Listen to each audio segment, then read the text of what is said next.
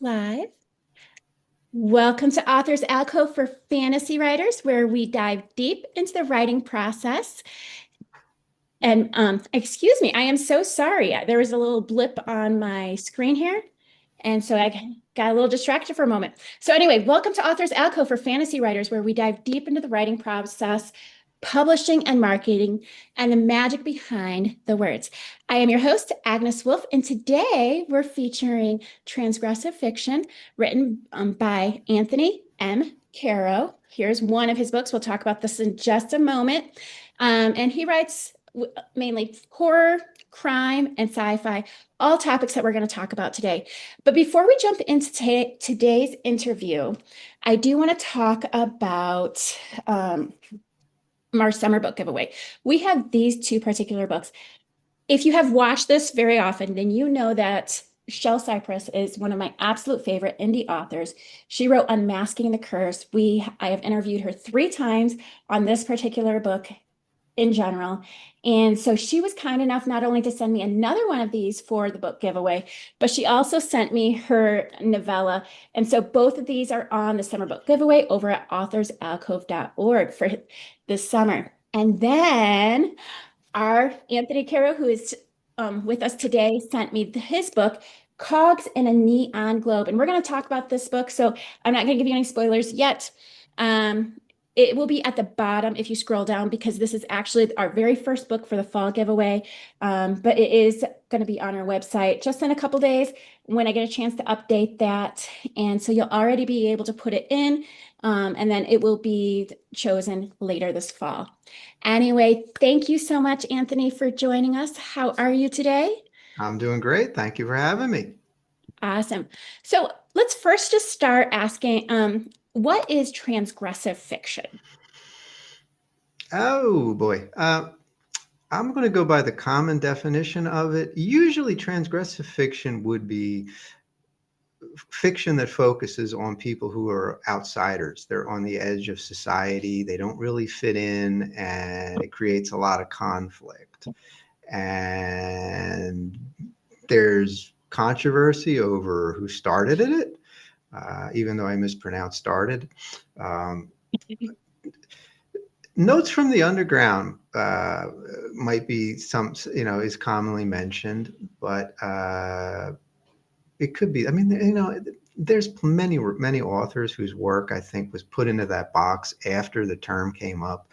But the authors that people today would be most familiar with would be, or books that people would be familiar with would be like Less Than Zero, Bright Lights, Big City, Fight Club, American Psycho. Those are examples of transgressive fiction, and they cover different genres. You have Bright Lights, Big City is it's a realistic. It's a drama. American Psycho is a horror novel. I keep mispronouncing words today for some reason, but that's kind of it's not really a genre. I think it's an approach. I think it's a an approach to really getting into a character study or focusing on the characters with the psychological element being at the forefront, maybe the action being in the background. Although, it's not to say that you're writing a boring book or anything. You can make anything transgressive. I mean, but that's an overarching approach to writing. It's a niche. Well, maybe not. Fight Club. God knows how many copies that sold, but it caters to a particular niche audience that kind of likes. An edge, like a darker edge to their, you're not going to get upbeat, smiling, positive, transgressive fiction. It doesn't work that way, but you get introspective and philosophical questions that you can be left with. So it's just a different writing experience, or reading experience, right? Reading and writing experience. I know I really enjoy what is considered transgressive, and because I'm a very deep thinker, but it's definitely not something that I usually write, because I do write, for one, I write middle grade. And so it generally is very more upbeat and that sort of thing. But what drew you to actually writing transgressive fiction? Well, I was just wanted to write when I was a little kid. My approach to this is a lot different than the average writer because I'm actually approaching this more from the movie industry, more from screenwriting, because I worked in screenplay development for a while, and then I switched to marketing. I was a marketing copywriter for maybe almost 20 years before AI came in, and oh boy, did that drop, you know, yeah, that we yeah. It's not helpful to those of us in the in a lot of businesses. But I liked writing. I was an avid reader. When I, you know, I mean, started, comic books and then moved on, I mean, when I was a little kid, I still read comic books. I write about comic books. I write about comic book history. And I would, I think I moved into novels quite young, reading Dean Koontz's Phantoms and Stephen King's Salem's Lot, and then moving on to the paperback, the dying days of the paperbacks from Hell era. Like I would, you had those pulp books that you could get at Encore Books in Philadelphia, which is no longer there, or Marlowe Books in Philadelphia, which is no longer there. And you would get, like Charles L. Grant's pulpy Universal homages, or Sean Hudson's splatter punk stuff, or stuff like that. So I was a big fan of that. And Martin H. Greenberg was another fellow he was an editor. He wasn't a writer. Well, I think actually Martin did write, but he wrote a lot of these themed short story collections. So as I reading it, even though I really was not focused on being an author, or had an idea of being an author. I always had my mind on film. Um, I kind of think by osmosis, reading all this stuff, I think it planted the seeds in my head of taking a stab at writing fiction. Although I didn't write fiction until um, quite recently. My first book was a nonfiction book on Universal monsters, and then I shifted into writing fiction when Kindle Vella came out, the serialized platform. So I started, writing that. I thought, which I saw that as close to like Japanese manga, where they write those thousand page comic books that were, serious, and they were, in many cases they were serialized and then collected. So, and it was kind of a way to write and go along. What I mean by that is, instead of writing the whole novel, you could write 1,000 words chapter. You could outline everything you want to do, and then you write 1,000, and then you go back a week later, go back 2 weeks later, and continue it. So I thought that was kind of cool. Unfortunately, Vela platform is no longer available, but I'm with this traditional Kindle platform, and with the ebooks, the paperbacks are everywhere that's wide. I know a lot of people who really enjoy the Kindle Vella, and it's kind of sad that it kind of disappeared. It Um, was fun. It was a lot of fun. It was a lot of fun. It was a lot of fun. I had just joined, and then like it was probably like 3 months, and I was starting to get into it, and then I get this letter saying that they were discontinuing. I'm like, oh man. Because every time you did a new chapter, you could go on TikTok, or you could go, oh, it's starting to rain. You could go on TikTok, or you could go on YouTube or wherever, Facebook or whatever, and say, I got a new episode out. So you could hype, instead of hyping a book once for, I got a book out. Okay, great. You can't keep doing that every week. But when you got a new chapter or new entry in your serial, you could always pick, hey, I got something cool out here now. So you could always hype yourself. Now, switching gears to this particular book, can you just share a little bit about either the inspiration or just kind of the backstory of what caused you to write Cogs in a Neon Globe? Oh boy, that's like a cereal box. Like if you flipped open the, vitamin A, vitamin B, vitamin C, niacin. There's all these, sugar, whatever, flour. There's so much stuff in it that all just comes together. Um, Coglin the Young Globe was kind of I love cyberpunk. I love cyberpunk fiction. I like cyberpunk movies. I like cyberpunk comic books. I was a big fan. I saw Blade Runner. Blade Runner was probably my first introduction to cyberpunk. And for those not familiar with cyberpunk, it's commonly defined as high tech, low life, which is essentially a dystopian future where technology rules, and it usually focuses on, when they say low life, they mean like criminal elements, hackers or information brokers or gangsters or whomever or whatever. But you can do cyberpunk lighthearted. I think an overarching theme in cyberpunk is corporate control. It's the mask comes off, and in the dystopian future, you have an authoritarian government run by corporations, and then you'll see that as a constant theme. And the inspiration for, or not the inspiration, Blade Runner is based on, Philip K. Dick's Do Androids Dream of Electric Sheep, which when I read it, I don't consider that a cyberpunk story so much. Likely because it came out before cyberpunk actually developed. I would say Gibson, William Gibson with Neuromancer kind of set the tone for that type of world building. So you can do a lot with cyberpunk, and I just found it, really interesting, because cyberpunk also cross channels, especially with Blade Runner, with film noir. And film noir, the old film noir of the 40s and the 50s, such as a movie like, when I was a little kid, I was a huge fan of stuff with action. And when you're young, 5, 6, 7, 8 years old, you don't want to watch, a drama. You want to watch a monster movie, you want to watch a Western, you want to watch something that has action. Well, a movie popped up that really, I think I was maybe 8 years old or 9 years old when I saw it. Um, Actually, you know what? Well, I'll get to it in a second. The movie was called Shadow of a Doubt by Alfred Hitchcock. And that is a brilliant story about, young girl's uncle comes to stay with the family, and she slowly starts to realize, hey, this guy might be a murderer. And it's a classic. It's great. And I was a big Humphrey Bogart fan as a kid. I'm still a fan today. And every Sunday at 5 p.m., you used to have Humphrey Bogart movies on, I think it was Channel 48 or 29 or whatever, in Philadelphia.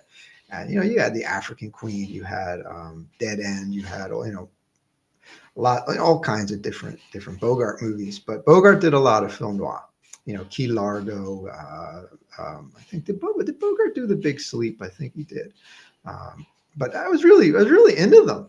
And film noir is really defined by black and white cinematography. You kind of need black and white film to be a real film noir.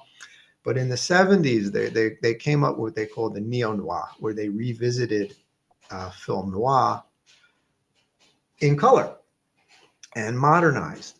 So in films like, geez, I want to say oh my, Night Moves with Gene Hackman. That would be a good example of it. That's a classic from the 70s. Quite a few. For those who don't know, film noir is basically, it's a cinematic movement, very shadowy.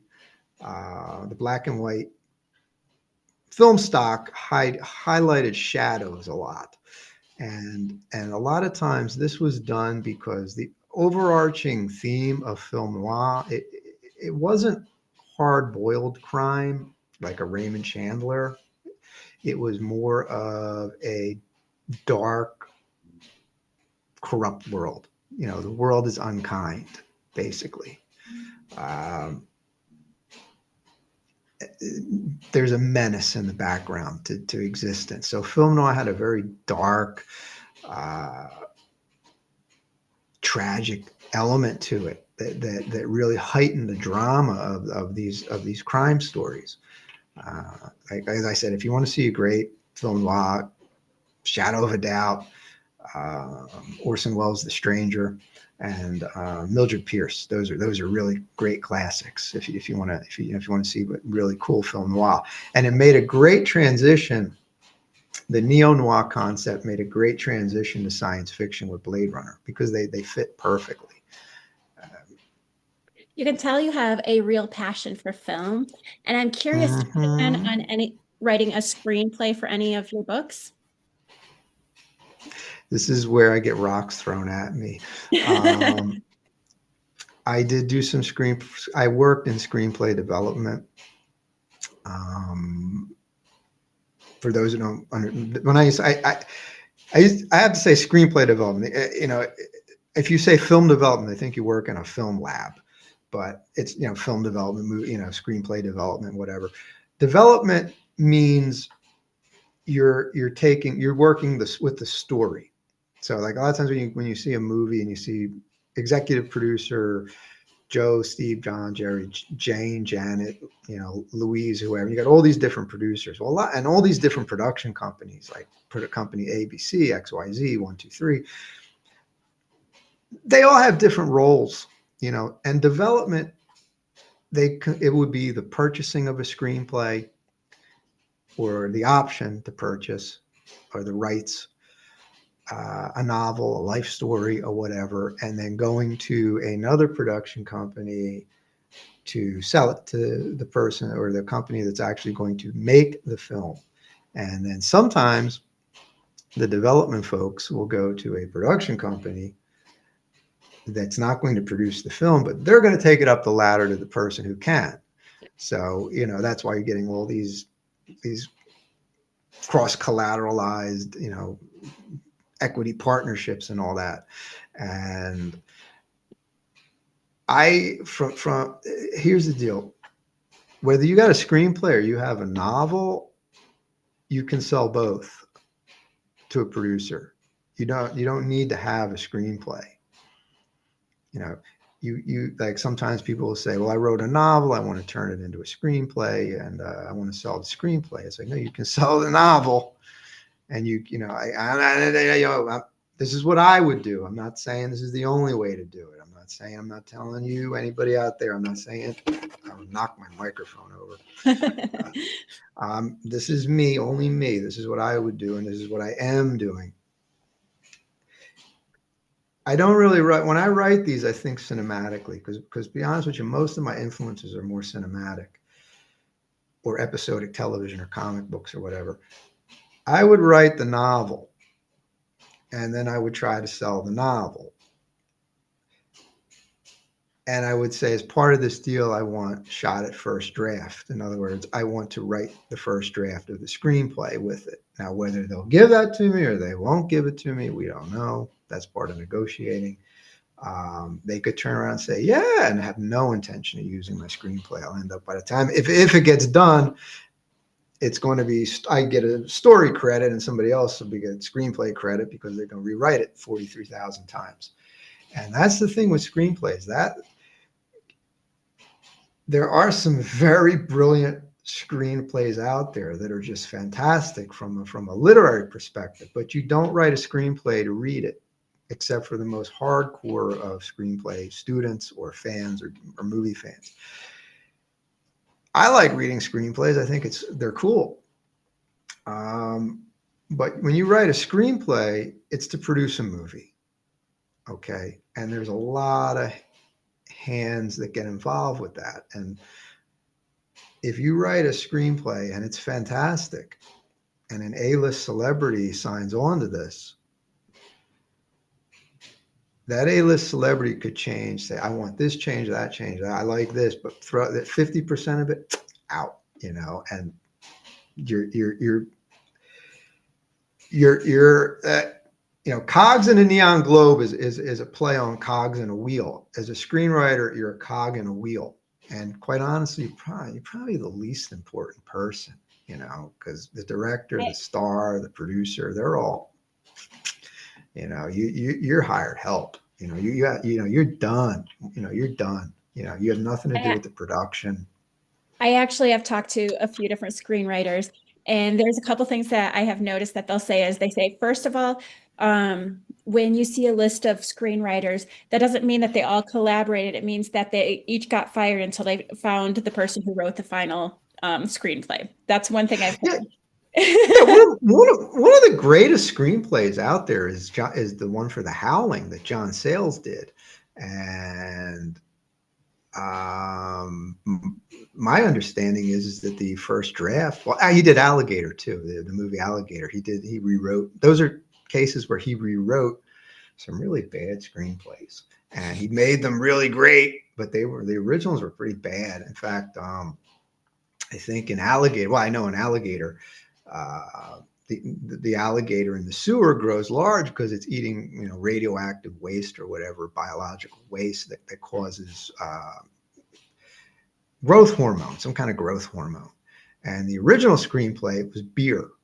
It was set in Wisconsin, and beer had gotten into the sewer system, and the alligator was drinking the beer, and it grew big. And then sales said, well, if beer made you grow big, then you'd have people walking around at 30 feet tall. You know what I'm saying? It was ridiculous. So he's like, yeah, I think you need a better plot point for that, or better hook on that. But yeah, but the screenplays go through a lot of hands. Sometimes you can have a screenplay that's been hanging around for 7 years. I mean, and then there's notes that go into it. Yeah, another thing that I've heard from screenwriters too say they actually they really enjoy writing screenplays and because they can do it more quickly, but the one thing they don't like is it's not their own. And that's why they Yeah, prefer writing a novel, yeah, writing yeah.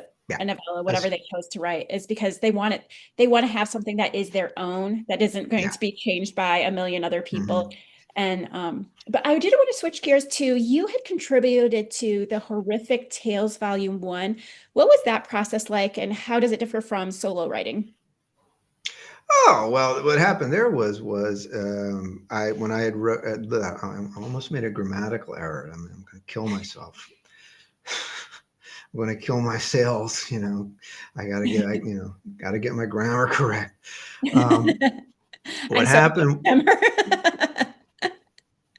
Well, what had happened was I did the exact same thing with Dreaded Invocations, which was my short story collection that I'm doing now. I asked, would you like me to be a guest on your podcast? And Colin Martin of Horrific, the Horrific podcast in the UK said, sure, I'll bring you on. And I went on and I did a, interview for, what was it? No, I think it might have been Tragedy Man. So that actually might have been even a long time ago. Was it? I think it was Tragedy Man, which was my first book. Um, it was definitely Tragedy Man because I had followed up with a short story that he read on because he also does a thing called Horrific Tales, where he reads authors' work. Basically a live reading of a short story. And I contributed, I think, one of my best short stories to Horrific Tales, and that led to a relationship with the podcast where they started, bringing me back on panels, such as, like, do you want to talk about Frankenstein on film? Do you want to talk about, whatever topic? And you go into other authors, other creative people, and you just ramble about whatever, whatever, you, you know, on and off topic, and they're kind of fun. They're kind of fun. They're going to be 3 hours long. So there was that spawned a publishing venture, and the first was an anthology that was themed around hauntings. And I'm like, okay, ghost stories. Well, what kind of ghost story do I want to do? And I had this idea of what's called Road Kills and Chills, which is about a drug dealer. Again, I always go back to crime. It's about a drug dealer who's double crossed his partners, and he's in the Everglades in Florida, and it's raining, and he's in his car, and he's skidding and sliding, and he's hitting all these animals on the road, and it's yeah, well, not to give too much away, but it's a ghost story. So if he's killing animals, so we'll leave it there. And then that led to a follow-up anthology that did very well. Where it was cryptids, Bigfoot, Loch Ness Monster, this or that. Now, I'm from Philadelphia. I spent a lot of time in New Jersey. Actually, my residence now is New Jersey. I was in California for many years. What had happened was it was a no-brainer to do the Jersey Devil. So I did a Jersey Devil story. But the Jersey Devil, when you tie it in with I, I said it in 1977, during the, which was kind of my nudge, the Bigfoot boom, but it's not a Bigfoot story. And I said that there's a lot of silly, eventually, see, there's a magazine called Weird New Jersey. New Jersey is a strange state. It's just, there's a strangeness to a lot of it. Because you have a lot of abandoned property, you have a lot of abandoned amusement parks that were never developed. They were never actually, so they kind of stand like ruins. And I kind of had this idea. Well, let's go into let's bring the Jersey Devil. Maybe we'll put him into an abandoned sanitarium, and you can't have an abandoned asylum without devil worshippers, and because that's part of the urban legends. And New Jersey actually did have its own Bigfoot called Old Red Eye, which Bigfoot in California is not very plausible. Bigfoot in New Jersey is just ridiculous. It's too silly. So as I was writing this story, I said, this, you got to do this as a humor piece. You can't play this straight. It's impossible. So I kind of turned it into a comedic story where I still got some crazy horror elements to it, but more of a satirical look at New Jersey pop culture and New Jersey cryptozoology of the 70s, So kind of like my homage to In Search Of, mixed with Slacker and Generation X type stuff. So that was a really cool story. Everybody dug it. And, Horrific Tales Volume 3 is coming out. That's going to focus on serial killers.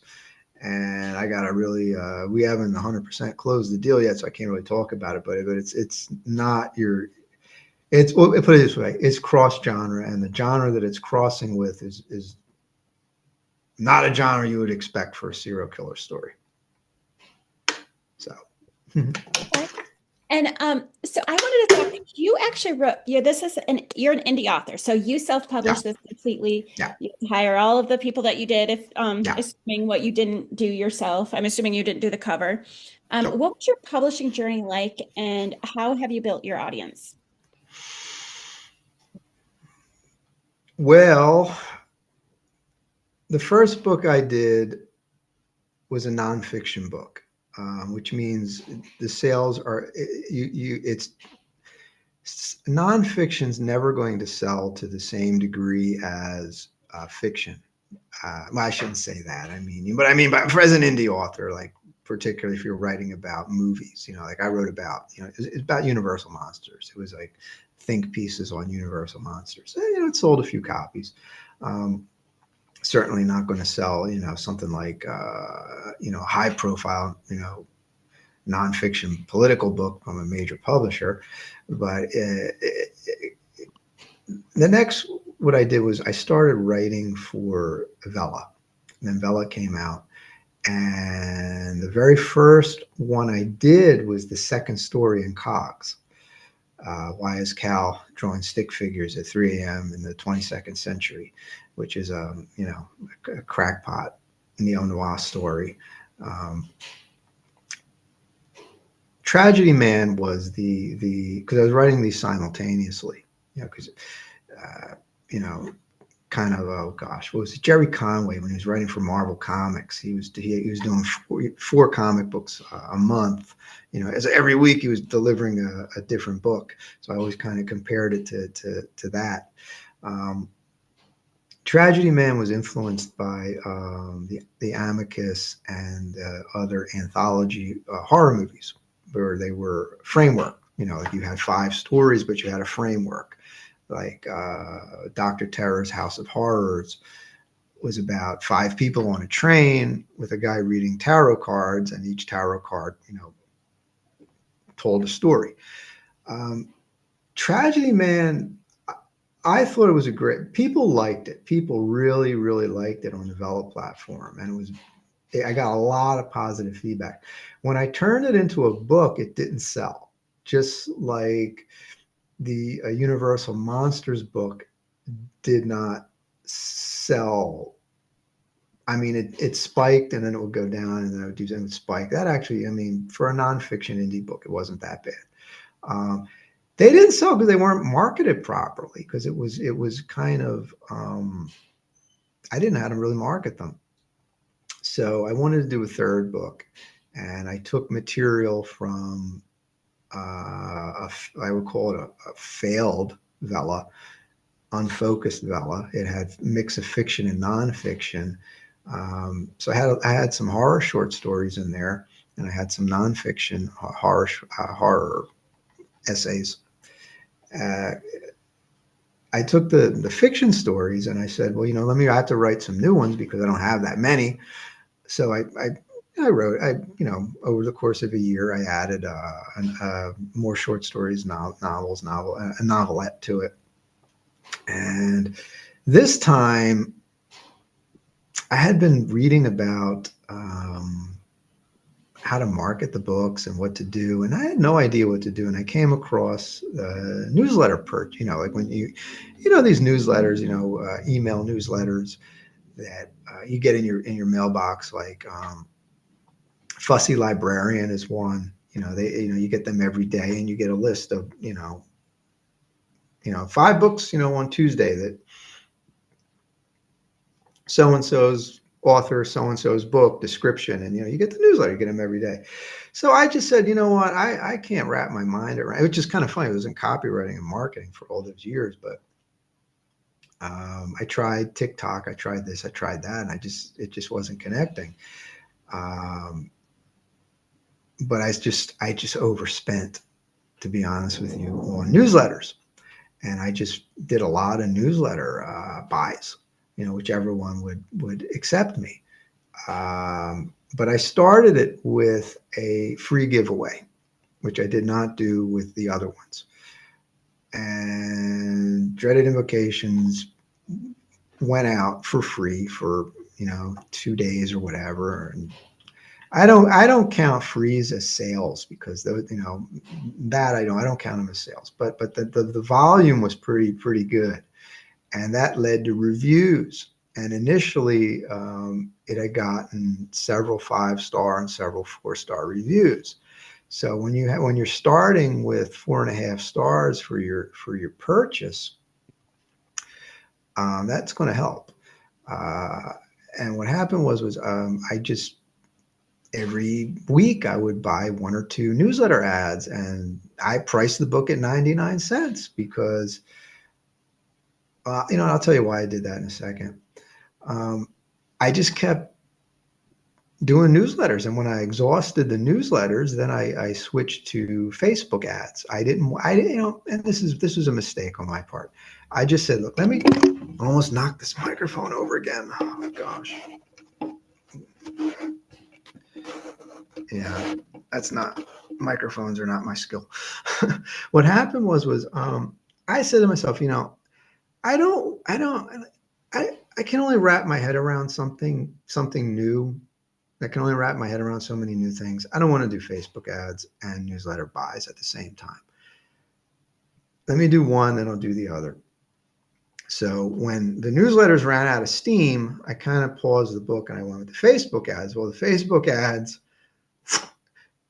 it was almost like a new market. So now, cheaper too, because some of those uh, newsletter ads, they could be like $50 or whatever. But Facebook, you can scale. If you only have $2, you can buy a $2 ad, run a $2 ad on a Sunday. You can, it's not that expensive. I mean, it's scalable. But again, I'm a huge fan of old school paperbacks, and I'm a huge fan of movie posters, classic movie posters, like the old painted ones. And I was able to create a lot of really cool stuff on Canva, and I use those in ads. Uh, I was able to switch the imagery up.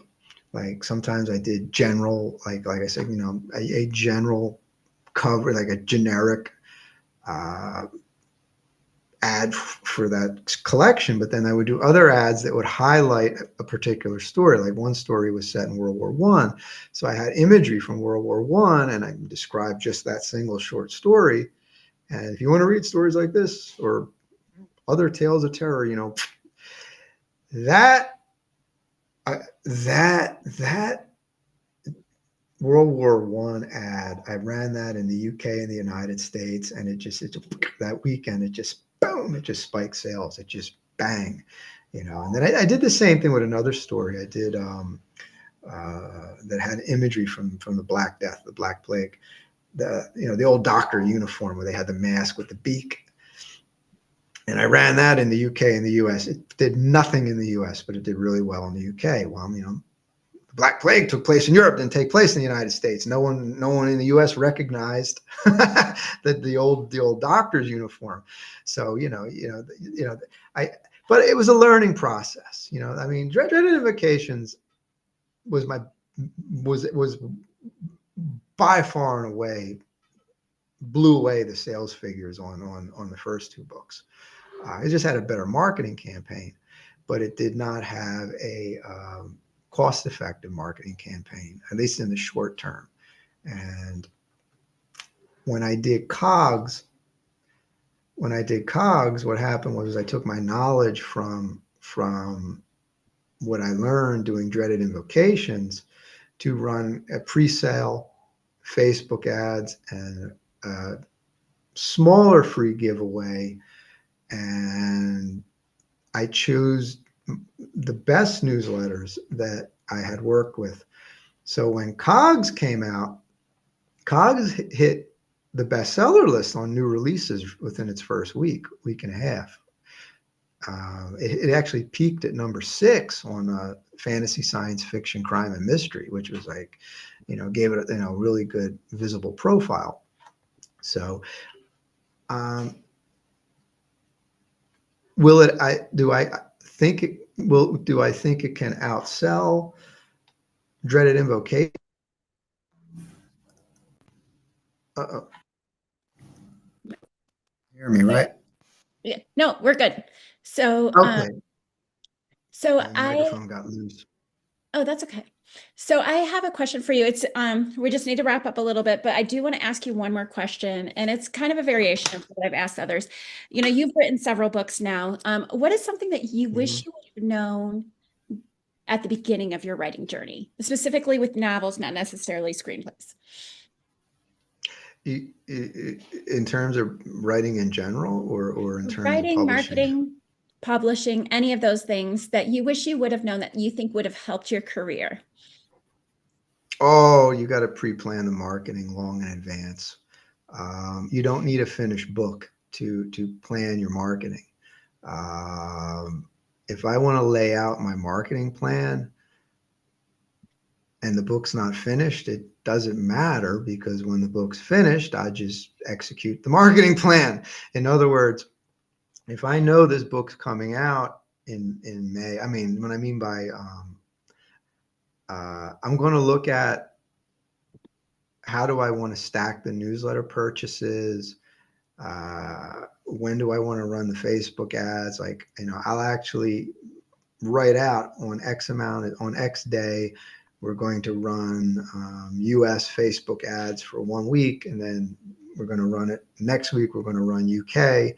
Next week we're going to run Canada, Australia, New Zealand, and the next week we're going to go back to the US, like something like that. Like, but not write the book and then say, okay, let me start calling people up like 2 weeks after the book comes out to book myself on a podcast, or like, well, okay, what do I want to do? Do I what kind of image do I want to use for my Facebook ads? Okay, what's a good newsletter? Now, you should have that all in advance, so that when the book comes out, it hits published, it goes out, your ads are running, so you're hitting the ground running. That's why the book charted well. It doesn't necessarily mean it's that I'm it's not a reflection on the writing. It's actually a reflection on just the organization and the marketing that just got it out there and got it in front of enough eyes that it spiked sales very quickly. But I'll give you an example. It's like you don't have to finish the book to come up with the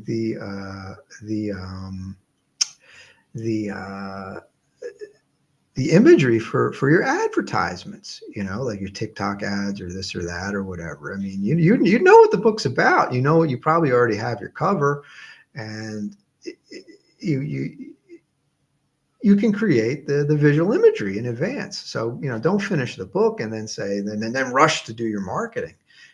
See, when you're an indie author, like, publishing is marketing, publishing is publicity. It's all that. It's a different animal. Like, if you're just a writer and you're not focusing on the marketing side, you're not going to get it anywhere. That's why I price my books at 99 cents, because you need exposure. That's another thing. People overprice their books. Like, when you're a new author and nobody ever heard of you, slapping on a $3.99 uh, price tag, it's going to be a little challenging. Not saying it can't sell, um, but you're going to move more volume at 99 cents. So you do those 3.99s, and then you do a 99-cent sale for maybe a month or whatever. Then you go back, because you want exposure. You got like you get Amazon followers, so that when your new book comes out, they get the email. When you go on some of these other platforms, that's another thing. There's plenty of platforms out there that like All Author, Crave Books, and all that. You can make a free website. Free author profile, and all this other stuff, and you can have subscribers and followers and this or that. So you kind of have to explore that platform. But when they say, that I think the figure is 90% of indie author books sell less than 100 copies. That's because of marketing. That's because of marketing. I know That's that not. yeah, I know that that's one of the reasons why I have changed my publishing date is I actually have a long-term marketing plan that I'm going to be doing over the next year because my original date was September 13th this year. I want to honor my mom. Yeah. It's her birthday.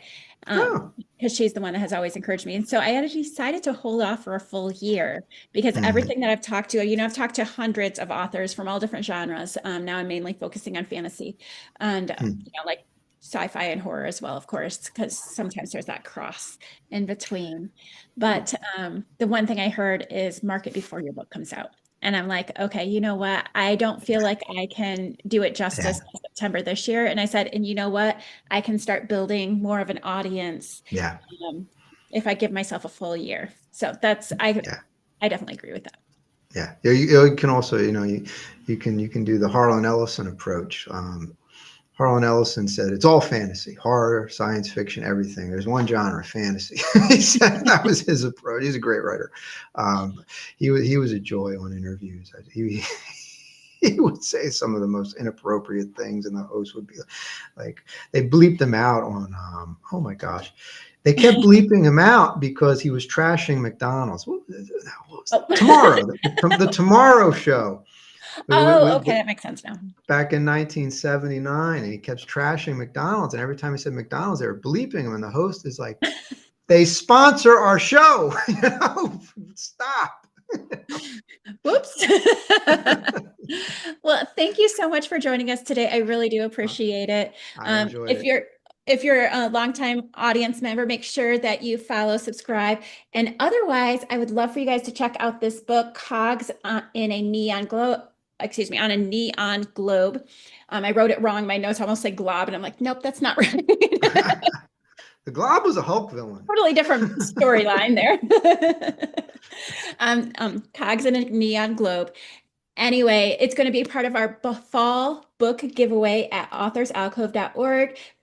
During the till the summer one is done at the end of August, you will find at the very bottom, and then it will become the very first book in on the page.